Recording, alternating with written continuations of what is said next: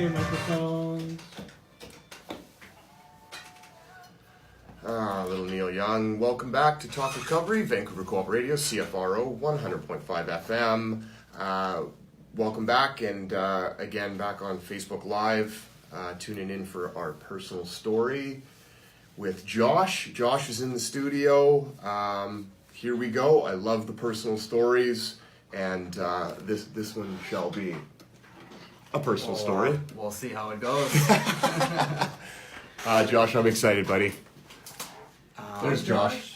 Thanks for coming on the air tonight, Josh, and you're coming to us in studio live here. How you feeling? Yeah, good. I didn't know what I was getting myself into here, but we'll see how it goes. Yeah, you got to listen to the first half of the show. Yeah, so, great. I met your mom, and for those of you that are just tuning in now, the first part of our show was a mother's story of her son's addiction. How has your relationship with your mom's changed now that you're in recovery? You know, it definitely has gotten better. Yeah. It definitely is still a tough relationship. Okay. You know what? It's still an ongoing process. But you've changed. I've changed. Yeah. She's stayed pretty similar. Okay. It's an interesting perspective because you come into recovery and it's like, there's all these real life issues out there. They don't change. You have to change in that. Of course. So how long you've been in recovery for? So my clean date's July 27, 2005. 2005. So you've got a few years under there. Almost 14 in July. 14 years. That's amazing. We do recover. How old were you when you started your recovery? 20. I got clean this time. I think I was 23, and then I first started, 6 months to a year previous to that. Do you do 12-step recovery? Yes, 12-step recovery, yes. I usually ask this question to some people. Why, after 14 years? 14. Yeah, I'm horrible at math. After 14 years, why? Like, why do you still do recovery? Yeah, I think about this stuff at times and assess myself and assess, recovery and all this stuff. And, I just know to my core that I'm not someone that can use and have a life, and that's to the core. And I know what will happen if I use, and I don't want to lose what I have.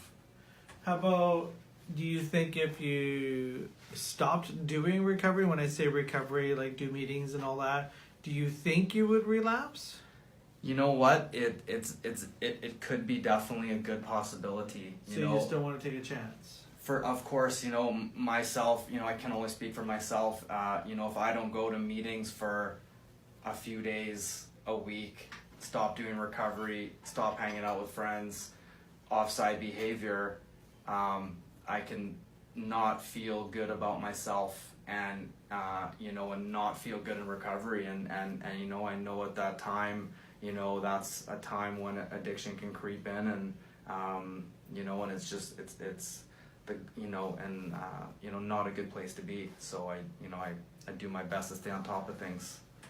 Yeah. What would you say is the biggest difference from the Josh now compared to the Josh? You know what? The Josh that I was before was the most self-centered guy, unkind, only thinking about myself type of guy. And like today, I don't like talking about myself or saying positive things about myself, but you know what? Like I'm like a super nice guy. I'm willing to do anything for someone, anything from my friends and family, and just positiveness. So yeah. I'm glad that you answered that with self-centered, because whenever I usually ask that, that's usually the number one. Like if this was Family Feud, that would always be the number one answer. But yet we're focusing so much on stigma and so forth, and yet the reality is the denial and self-centeredness is really at the core of my addiction. And I'm just taking it, from what you said, it's yours, but you never really hear that talk. Like, were you stigmatized? Was there ever that time? What does that mean? Like, what does that like mean? before you at 23 years old, Yeah. like what got you into recovery? Let's go from there. Losing everything, no financial items, no money, no place to live. People were out to get me. I was getting robbed, abducted, held against my will, and wanting to kill myself. Holy smokes. Yeah.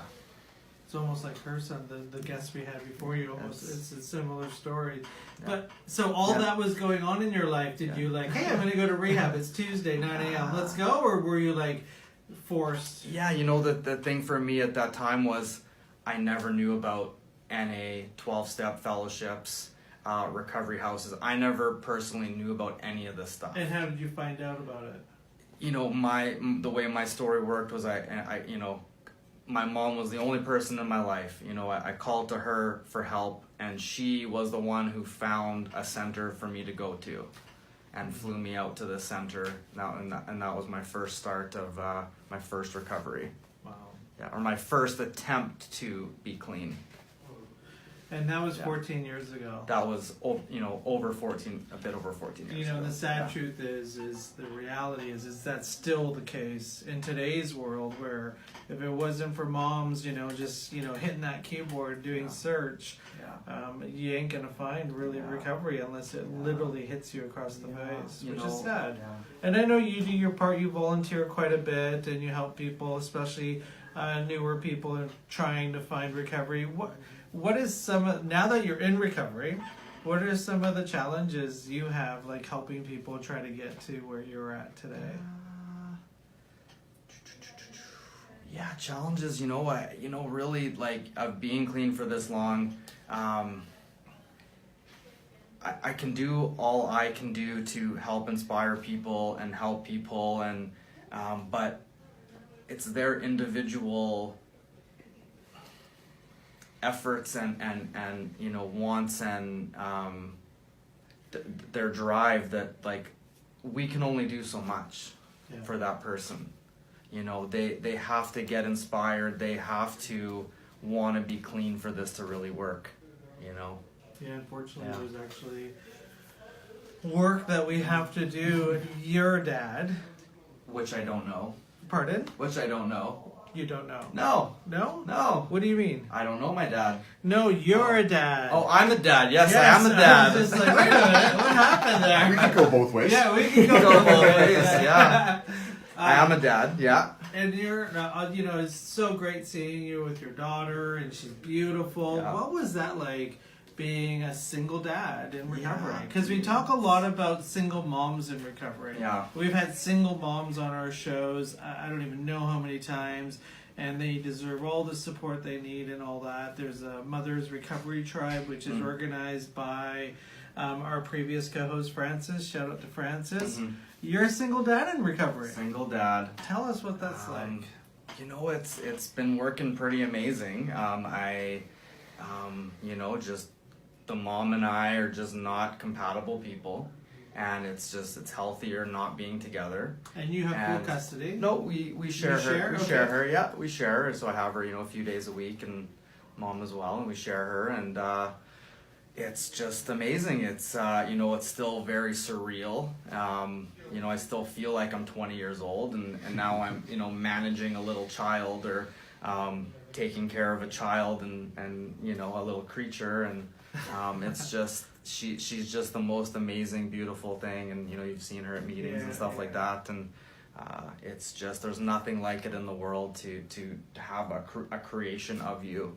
Yeah, it's It's I have a baby pretty- that lives in my house, and every morning before I go to work, there's that Uncle G playtime, and it's just, it's the only thing in the world that actually gets me to focus on just one thing. Yeah. Because like even right now I'm on the show, I'm thinking about emails I got to send after work. It's just the way my head works. It's like it never shuts down, but it definitely breaks down the self-centeredness that we have in ourselves. Of course, yeah. And it's good that she never has to see you loaded. No, I definitely would probably not be in her life, not have a life being loaded. And it's, you know, it's kind of a thing, you know, my last sponsor kind of said, it's like, what can we put in front of getting loaded? You know, like we got recovery, friends, children, job, career, you know, and it's putting these good things in front of us, and you know, that makes recovery so full. I really want to touch on Josh from a few years ago. Sure. Okay, so I've known Josh for probably 10 or 11 years, not your full. And we had a guest on our show a while ago, and she said she found her voice. She said it like 3 times in a short interview. And I had to stop the interview because we focused so much on the drug use, and we focused so much on the story, and it's like, how much does finding your voice have to do with your recovery? And it's almost like she said everything. It's and that's not in the treatment plan. That's not in, you know, not in the 12 steps. It's not like, it's not in the Minister of Mental Health and Addictions, you know, platform to stop the overdose crisis. Let's help people find their voice. And I know you found a voice, because I remember in the very beginning you were one of those people that would come to the rooms that was very shy, very nervous, didn't want to speak in public. And when you go to 12-step community meetings, you know, there's a lot of talking, and you weren't really into that. And then slowly, you know, it became the conversation how you weren't that guy that wanted to share, and then you found a voice. Like one day it's just like, was that Josh? Like, was that Josh? Did he just say that? And now you're talking on the show. I don't think you could have done this show 12 years ago. Probably not. No, I couldn't talk to a girl or anybody that. So at that what time, is what? And it's, we tend to not, and so I want to put an emphasis on this because I think it's a huge deal while you're sitting in this chair. So how did you? What did you do to get to here? Yeah, I can definitely comment about that, and you know, definitely, you know, as Giuseppe puts it about getting a voice in recovery. It's definitely been a huge process for me, you know, and you know, I'm just my personality is very introverted, you know, but you know, in early recovery, the recovery I was getting and involved with, I knew I would be okay, and I knew I'm fucking staying clean, and you know, and I was okay not talking at that time. I knew I was okay, but it definitely progresses, and you know, where you know, have to find the voice. I have to share at meetings. I have to give back. And, you know, I would probably say personally for myself, in the last 6 months to a year, is where I've really noticed getting more of a voice just in this last little part of time. And that's 14 years later. Isn't that amazing? Fuck, it's a there's no. Okay, stop swearing. Yeah, We're sorry, gonna get in trouble. no swearing. No 1, 2. We'll even keep the it mom down. swore Yeah, she swore earlier. too. I was like, but she's the mom. Yeah, It's okay. We'll keep it down.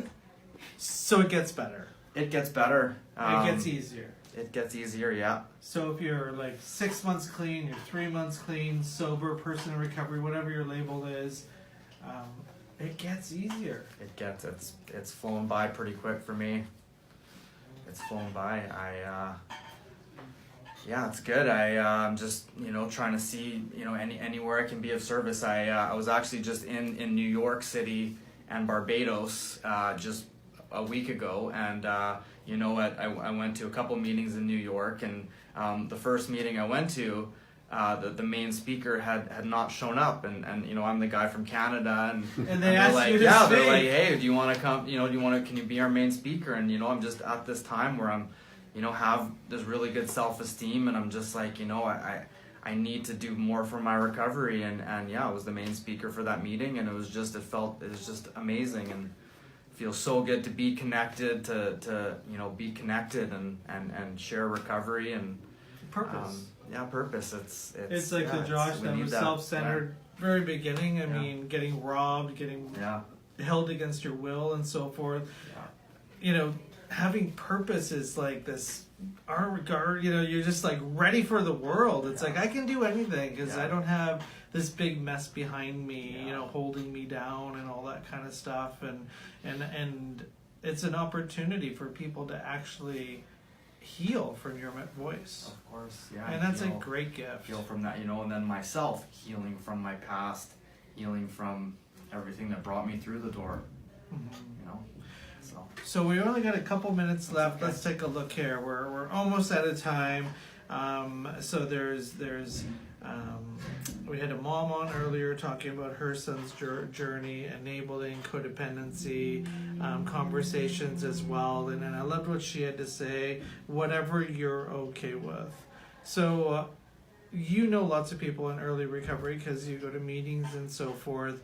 What's one of the things that you think us as substance users, what is it that we, if I'm thinking about going to use this week and I'm thinking about using this weekend, this recovery's not good, what's Joss's suggestion? Come to a meeting and reach out and hang out and, get to that meeting, give me a call, give someone a call, connect, get together, get out of your head. Get out of your head. What does that mean? For the person that doesn't know what that means.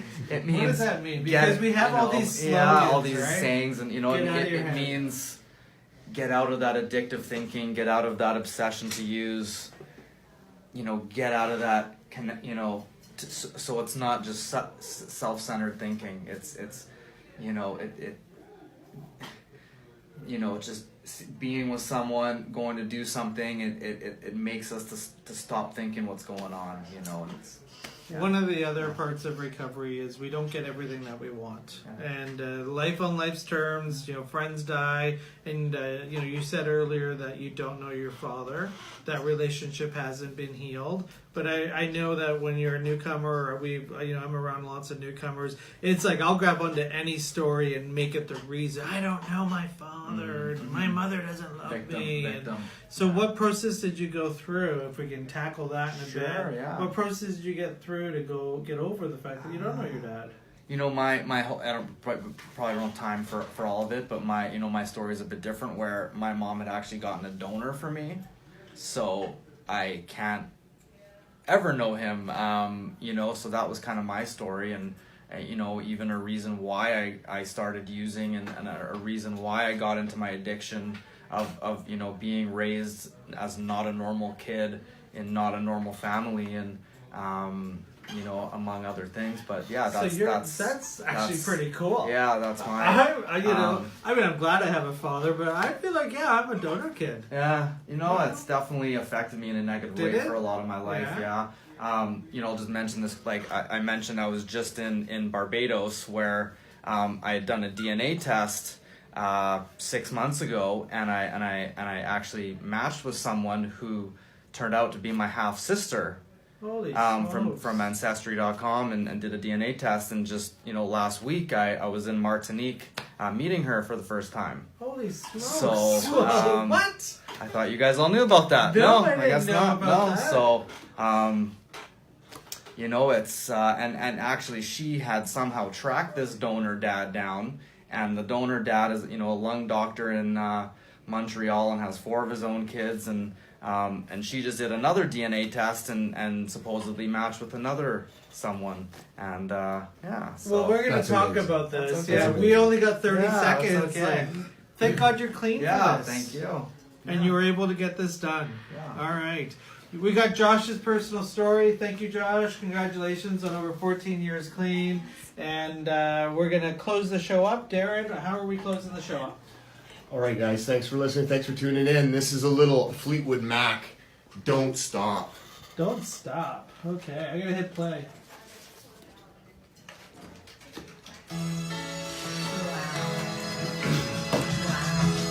Just leave that nugget for the very end. Sure. Yeah, what is that at the very end? I found my sister. I should have talked about my business.